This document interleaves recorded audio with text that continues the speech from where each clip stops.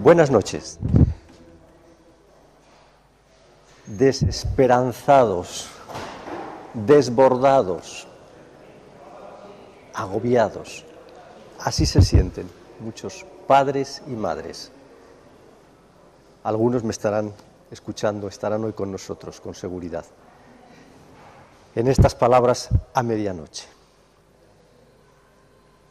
Hablamos de crisis constantemente, de crisis económica, pero hay otras crisis que se solapan también con la crisis económica. La crisis de la educación, por ejemplo. Pues de eso vamos a hablar hoy, de la educación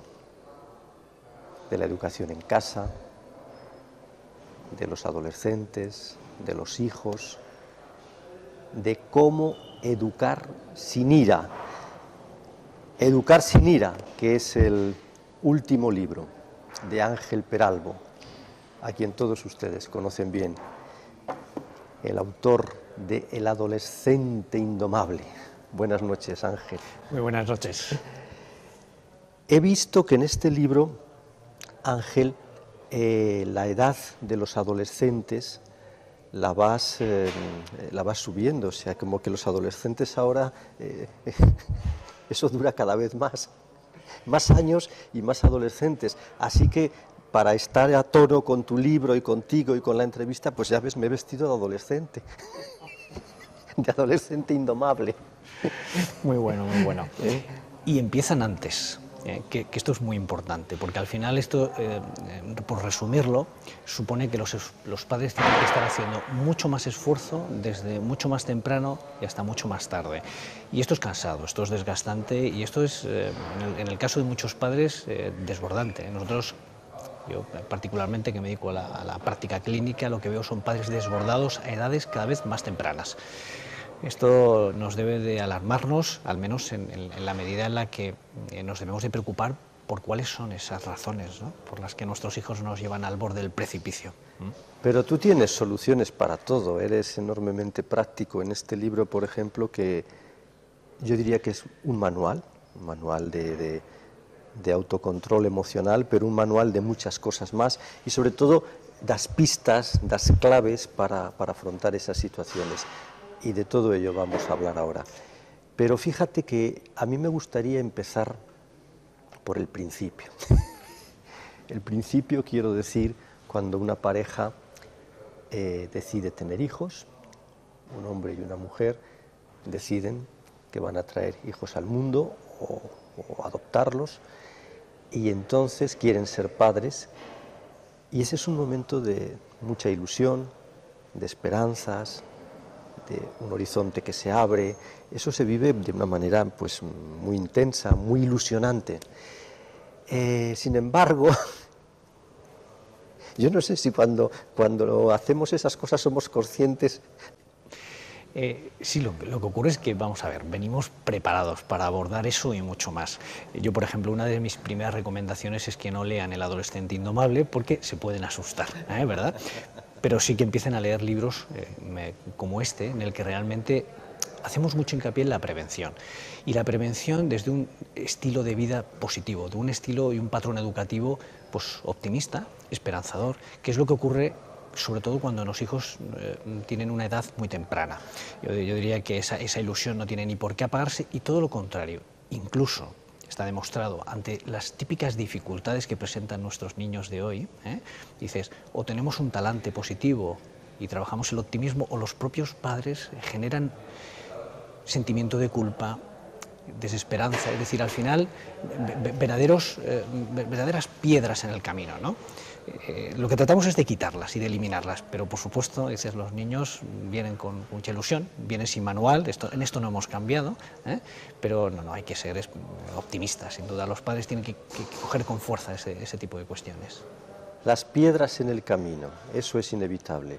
Los conflictos están allí. Y la pregunta es, ¿cómo se abordan los conflictos en casa? ¿Cómo se solucionan? Porque los conflictos se van a producir siempre. Entonces, así, cuatro trazos, cuatro pinceladas de cómo afrontar un conflicto y de cómo resolverlo cuando las cosas se ponen feas. Lo, Con los hijos. lo primero, y antes de ser tan prácticos, es entender que el concepto de abordar el conflicto forma parte de la educación, igual que los errores forman parte. Entonces, una vez que nos concienciamos de que el conflicto no es malo per se, dices, lo que debemos de hacer es asumirlo y empezar a trabajar con ese distanciamiento que nos da ya este primer paso. Es decir, ser capaces de entender que el conflicto no es el gran problema, porque muchos padres realmente lo que están es noqueados y bloqueados por este tipo de cuestiones. A partir de ahí, todos somos absolutamente capaces de separar, por ejemplo, el enfado, la ira, de lo que son cuestiones ligadas a los hábitos, al aprendizaje que nuestros niños tienen que hacer absolutamente de todo tipo de cosas. Separarlo, ese yo diría que es el segundo gran paso, ser capaces de autocontrolar, por un lado, nuestras emociones, que son las que nos impiden muchas veces tratar esto como cuestiones mucho más comportamentales, y que luego en el trabajo somos, por ejemplo, muy capaces de distanciarnos, de no implicarnos tanto, y con nuestros hijos no. Tercero, dices, no implicarnos tanto en ese sentido. Y cuarto, dices, intentar ser muy prácticos. Es decir, nuestros hijos nos dan pistas no hoy, sino hoy, mañana, durante meses, durante años, de las cuestiones que hay que hacer. No nos olvidemos que somos los padres más preparados de la historia, somos la generación que de más medios disponemos. ¿Qué peligro tiene eso? Pues sí, porque no va correlacionado con lo otro. Es decir, yo diría a los padres, como último punto, olvidarnos. Esos son recursos que están ahí, que hay que aprenderlos, que está muy bien, pero que internamente, dices, también tenemos que observar qué es lo que está ocurriendo con nosotros. Si vamos viviendo esto de la educación con una intransigencia, si nos vamos poniendo en lo peor, eso es tremendo. Yo diría que son un poco las bases para empezar a trabajar luego cuestiones y técnicas muy prácticas que efectivamente, dices, podemos hablar de algunas. Algo que se está dando cada vez más, que es la separación de los padres. No sé qué está pasando, en fin, eso es tema de otra entrevista, no es hoy el día, pero cada día más gente se separa, lo cual, naturalmente, no es precisamente motivo de alegría, sino todo lo contrario, de tristeza. Se producen resquebrajamientos, provoca ansiedad, situaciones que no son precisamente gratas y que hay que superar. Entonces, la pregunta que te hago, cuando unos padres se separan, primero, manejar eso con los hijos, pues siempre es complicado. Y otra cuestión muy importante, ya se han separado los padres, ya se ha ido cada uno por su sitio y ahora resulta que aparecen otras personas en la vida de esos padres. En la vida de la madre aparece otro hombre, o en la vida del padre aparece otra mujer. Y yo te pregunto, porque no lo sé, me lo tienes que decir tú, no tengo ni idea de esto, pero barrunto, que a lo mejor me equivoco, barrunto que a los críos no les debe hacer mucha gracia eso de que aparezca por allí otro elemento, no lo sé. ¿Y cómo se gestiona eso? ¿Cómo se maneja para que se incorpore y para que a la vez eso no solo no les haga daño a los chavales, sino que sea positivo y que se lleve por buen camino? Por comenzar por lo primero que me preguntas, ¿no? Lo importante es intentar prever cuál es el escenario en que nos vamos a mover, que los padres que se van a separar den el paso, y que cada vez hay más que lo hacen, de explicar a esos niños, en función de la edad que tengan, pero los niños necesitan explicaciones, al menos en este aspecto que estamos hablando, porque si no, dices, hay cuestiones que se quedan ahí guardadas y que los niños sacan, claro que sacan, sobre todo a determinadas edades realmente de una forma u otra lo acaban manifestando. Es bueno que a los niños se les prepare. Y una advertencia muy importante, que creo que es importante por la incidencia que está teniendo. A los niños no debemos de usarlos absolutamente para nada, deben de quedar absolutamente cuidados, protegidos y estar salvaguardados completamente de las consecuencias de una separación. Ya sabemos que van a tener diferentes entornos, y dices, eso hay que cuidarlo mucho, porque desgraciadamente hay que decir que muchas veces son un poco la piedra que va de un lado a otro, y esto está constatado.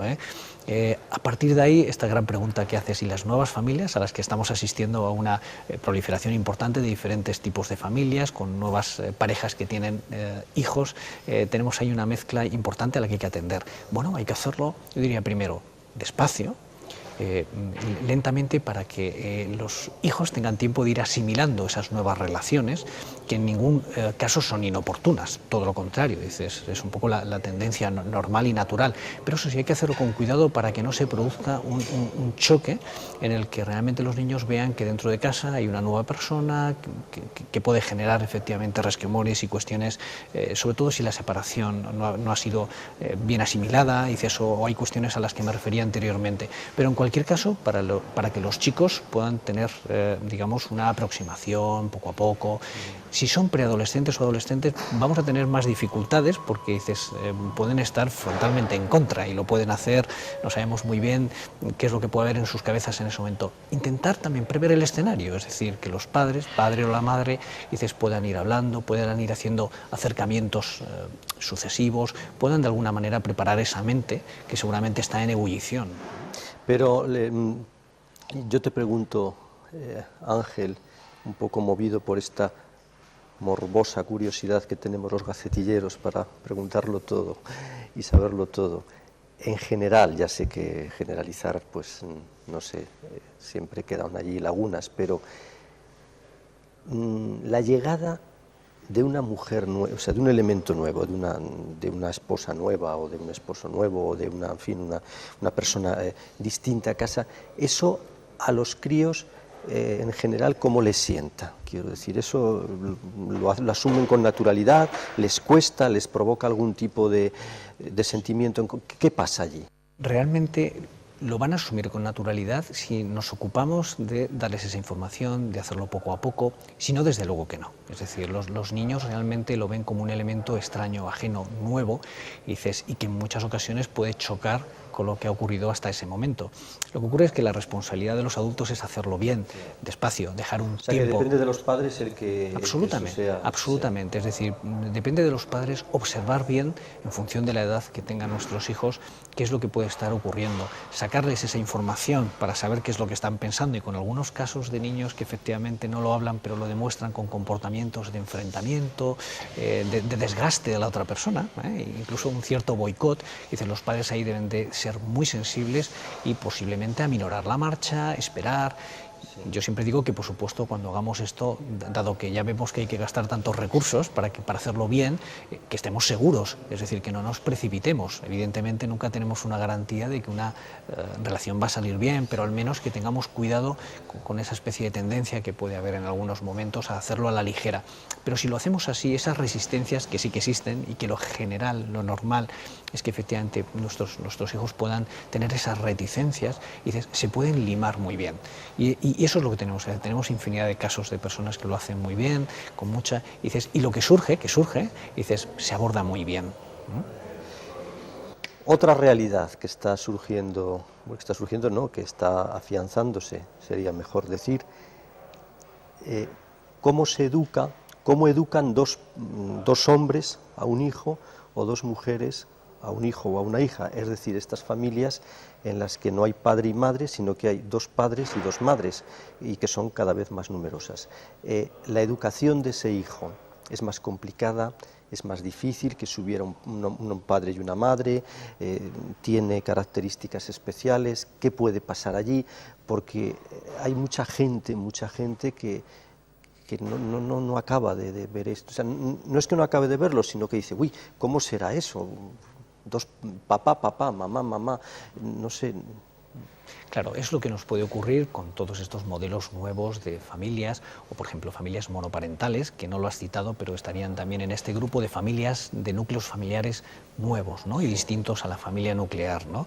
Pues efectivamente, dices, es lógico que tengamos una sensación de, no sé si desconfianza, pero yo he de decir y he de advertir que los estudios que hubo incipientemente, que algunos, dices, ya se han desestimado porque los resultados que salían es que realmente los niños estaban estupendos. Es decir, no había ninguna diferencia. Dices, y lo que sí hay que hacer constar es que los padres, digamos que de alguna manera forman parte de este tipo de familias monoparentales o familias efectivamente de dos papás, dos mamás, y dices, son tantas las ganas que realmente ponen en el asunto, y dices que generalmente eso suele compensar absolutamente cualquier tipo de deficiencia que podamos ver en la educación de los hijos, que las van a tener, pero las van a tener igual que las tienen las parejas heterosexuales, con lo cual hemos de ceñirnos más a la calidad de esas personas que se están dedicando a la educación de esos niños, y generalmente eso está más asociado al tipo de persona que sea, a las ganas que ponga, al ímpetu, al autocontrol emocional que puedan poner. Y dices, esas son un poco las claves de que realmente en una familia puedan funcionar.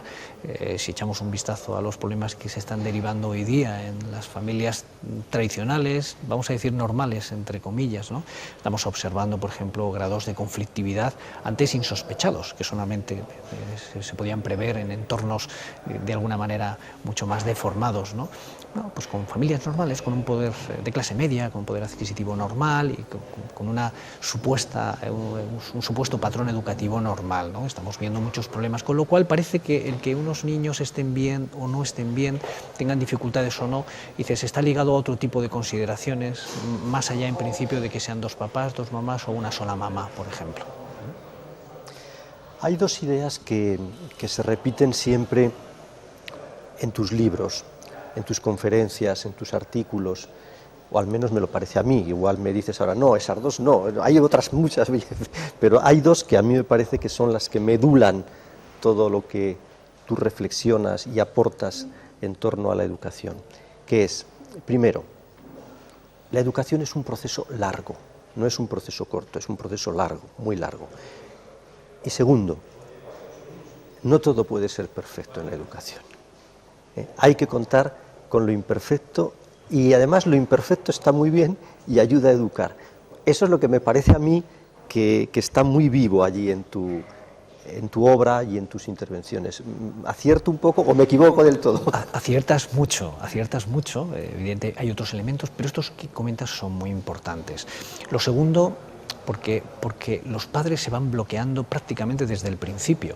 Es decir, de pronto con las personas más allegadas, más queridas, es lógico que el impacto emocional que tiene cualquier cosa que ocurre nos haga olvidar esa proyección de futuro. Pero es que la inmensa mayoría de las personas hemos salido normales y eso incluye nuestros defectos, nuestras carencias, nuestras dificultades, ¿verdad? Sin embargo, parece que los hijos no toleramos que no coman bien y no toleramos que nos lleven la contraria, que tengan su propia opinión, que no hagan aquello que nosotros pensamos que deben hacer, porque entre otras cosas lo vamos viviendo como una cuestión cortoplacista, en la que al final realmente, claro, vamos con unos índices de sufrimiento personal absolutamente desmedidos, ¿no? Yo incido mucho en eso porque entre otras cosas nos encontramos, por ejemplo, con un 27% de madres que se sienten culpables en la educación de sus hijos, cuando vienen a abordar cualquier tipo de dificultad. Esto les bloquea, esto les paraliza. Al final realmente esto se convierte en un hándicap mucho más allá de la problemática que realmente vienen a abordar, que al final tarde o temprano acabamos recuperando de una forma u otra, ¿no? Sobre todo hablando de problemáticas cotidianas, cuestiones que nos podemos encontrar en la vida de cada uno, ¿no? Sí, eso es muy importante, ¿no? Oye, Ángel, yo lo paso muy mal y sobre todo no solo lo paso mal, sino que me da una pena tremenda y me pongo en su piel y digo, qué bochorno, qué rato tan difícil que están atravesando estos padres cuando, por ejemplo, en un tren o en un restaurante o en otros lugares públicos, también en casa, en la calle, los niños agarran estas rabietas, pero que es que no hay manera. Tú te das cuenta de que esa madre o ese padre, o los dos, los pobres desesperados, intentando que el niño cese en ese berrinche. Por eso te pregunto, por las rabietas, por los berrinches. A ver, esta palabra que está tan de moda ahora, ¿cómo se gestiona una rabieta o un berrinche? Muy bien, muy bien. Pues, primero, hay que tener en cuenta que dentro del proceso evolutivo, todos los niños en torno a los 2 años podemos tenerlas, que además las podemos tener también mucho después. Segundo, dices, es importante que entendamos que es algo normal, natural, que forma parte de las llamadas de atención. a veces decimos, bueno, ¿y qué es esto? ¿Por qué quieren los niños llamar la atención? Por infinidad de cuestiones, pero cuando detectemos que se está produciendo una rabieta, tercero, si ya hemos considerado que lo es una llamada de atención, no le hagamos caso. Es decir, pensemos que cuanto más caso hacemos a una llamada de atención, la probabilidad de que se repita en el tiempo es mucho mayor. Por lo tanto, dices, lo que hay que hacer es mirar para otro lado y esperar. Entre otras cosas, y cuarto, respetamos esa reacción emocional de los niños, que lloran, patalean, que lo hagan. Lo importante, para terminar, es que no consigan absolutamente nada, ya no solo captar nuestra atención, sino si puede ser la de nadie del entorno, porque a veces están los abuelitos o personas que les puede dar un poco de pena. Les hay que dejar que los niños lloren porque es sano, porque tienen que aprender a controlar esa frustración para que de mayores, efectivamente, cuando tengan rabietas, sean insonoras, ¿no? A ver, Ángel, ¿qué tienes tú contra los abuelitos? Porque te he percibido allí, dices que los abuelitos como un factor de discordia. Pobres abuelitos, pero si son los que resuelven todo. Exacto, todo lo contrario. Es decir, nos hemos pasado mucho tiempo hablando, pero porque es verdad que los abuelos, ya se distancian de la responsabilidad de la educación de los nietos, por lo tanto, miman mucho más en ese aspecto. Pero ojo, hay que decirlo, yo lo vengo diciendo y me parece muy interesante esto que planteas. Son los que están, iba a decir en segunda fila, prácticamente han pasado a la primera fila, precisamente por la falta de horarios, por la falta de conciliación laboral, etcétera, etcétera. Los abuelos son los que están aportando algo que posiblemente, esto daría para debate, pero yo creo que posiblemente tendría que ser abordado más por los padres que por los abuelos. Hay abuelos que hoy en día están desayunando con los nietos, llevándolos al colegio, trayéndolos y aguantando hasta que vienen los padres. Digo aguantando, están encantados, pero también tienen una edad, tienen quizá otras áreas de gratificación que no se están desarrollando. Esto debería de hacernos replantearnos. No, yo un homenaje para los abuelos. El complejo de culpa. Vamos a ver, uno también se da mucha cuenta cuando está por ahí. Yo es que me gusta observar a la gente a mi alrededor y a mí me da la impresión, pues igual estoy equivocado, pero creo que todavía se insiste mucho en trasladar al niño cuando se le reprende, cuando se le advierte, cuando hace algo que no es correcto, se insiste mucho en la culpabilidad. No sé yo si no estamos todavía muy metida esta sociedad, muy metidos los padres a la hora de educar, en fomentar el complejo de culpa. Pienso que eso tiene que hacer daño, no lo sé, te lo planteo, así en términos generales. Sí, sí. Bueno, es un tema que yo abordo, como muy bien sabes, sí, porque tiene dos elementos. Uno, la culpa que efectivamente seguimos transmitiendo a nuestros hijos en cuestiones en las que realmente cometen errores o directamente hacen determinados agravios y demás. Y dices, efectivamente, eso va directamente a su autoestima. Y esto es muy importante, es decir, porque la autoestima es un poco el salvaconducto de nuestros hijos, sobre todo para toda la vida, para cuando nosotros no estemos ahí para decirles lo que han hecho bien y lo que han hecho mal. De tal manera que muchas veces, en vez de aprender de los errores, lo que conseguimos es que nuestros hijos se sientan mal. Y dices, eso va, insisto, a la autoestima. Pero luego el segundo aspecto es en los propios padres. Y yo diría que aquí todavía la carnicería, permitidme este nombrecito, es todavía peor, porque los padres al final se sienten prácticamente culpables por casi todo lo que hacen, de tal manera que eso se convierte en inseguridad, de tal manera que al final realmente incluso los niños muchas veces acaban percibiendo esa vulnerabilidad de los padres que prácticamente no se atreven a nada. Entonces unas veces se pasan, otras veces no llegan, dices, y van acumulando una sensación personal de que no hay nada que hagan bien. La culpa, dices, al final hemos de trabajarla, hemos de entender que somos responsables, dices, pero que hay que mirar hacia adelante, ¿no? La culpa es un retroceso cognitivo en el que nos paramos, miramos hacia atrás, solo analizamos selectivamente lo que hemos hecho mal y encima no solo no aprendemos, sino que nos sentimos profundamente mal. ¿Cómo se consigue trasladarle a una chica, a una niña, a un niño, el convencimiento de que hay cosas que no son negociables y que los padres no van a pasar por esa, de que es que eso no es negociable y que ya se puede poner como se ponga, que ahí no hay nada que hacer? Es decir, un poco esa idea que tienen a lo mejor hoy los niños porque lo ven en la televisión, en los medios de comunicación, en la sociedad, todo es negociable, todo se habla, todo se dialoga, todo es por consenso. Bueno, pues en una familia y en la educación de los niños hay cosas que no son por consenso y que no son negociables. Porque yo creo que queda alguna o ya no queda ninguna. Efectivamente. Claro, buena pregunta. Si desde pequeñitos han sido los reyes de la casa y les hemos permitido que sigan siéndolo, cuando queremos desmontarles esta idea es difícil, porque ellos mismos dicen, pero bueno, vamos a ver, si tú no, ¿por qué yo no? Es decir, incluso ellos mismos, los niños, se han puesto a la altura de sus padres, en el fondo porque se lo hemos permitido, con lo cual es mucho más difícil desmontar. ¿La estrategia cuál es? Porque al final realmente hasta determinada edad, hasta la adolescencia, cuidado con negociar. Dices, como lo hagamos realmente estamos perdidos, porque además en la adolescencia sí que vamos a tener obligatoriamente que negociar, que pactar ciertas cuestiones, ¿no? Pero lo importante que es, hasta entonces, mantenernos en una sola explicación.